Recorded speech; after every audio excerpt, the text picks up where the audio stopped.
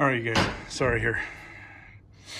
I got a roofer putting some new shingles on in the garage here, but we're stopping mid-stride on the Land Cruiser project here to talk about the puller. I just had to pick this up down there at the good old place where you get Pittsburgh high-quality tools, Harbor Freight, no less. Now, I've got some other reviews of some other Harbor Freight tools on the channel here, and you know, some of them are decent quality. Other ones, you know, you get what you pay for. This right here is a set of Pittsburgh impacts, you know, and it's just not as good a quality as you would pay for, you know, a good high-end socket, but it'll work.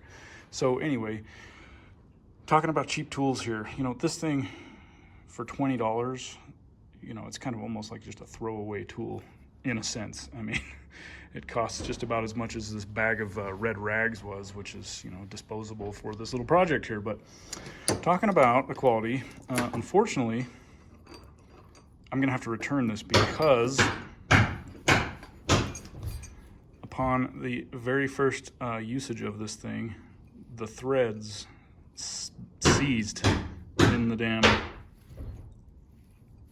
that piece there. So these things you should grease, and I generally always do grease these things, but I was kind of in a hurry and just, it was fresh out of the box, and I just stuck it on and got to cranking on it with the impact gun, and sure enough, it started working, and then it stopped working. So if you get one of these things, I highly encourage you to go ahead and grease it. You know, most quality tools should come greased. Put some sort of grease on there, anti-seize, oil, whatever you can do.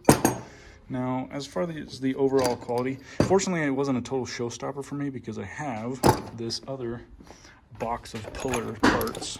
So this is the unit I was beginning to try to use and make work the other night. It didn't work. But, so, you know, having a fair amount of other puller pieces is what made this still successful. Now, just the overall quality of it, it's like, it claims that they're drop forged. I suppose maybe they are. But what I can tell you is it didn't take a whole lot of effort to cut through these arms to modify them for the application that I had to do, which was that. So, yeah, drop forged maybe. Now, the rest of everything, it's about as flimsy and chintzy of hardware as you can get. Okay, but I suppose it'll work in a pinch.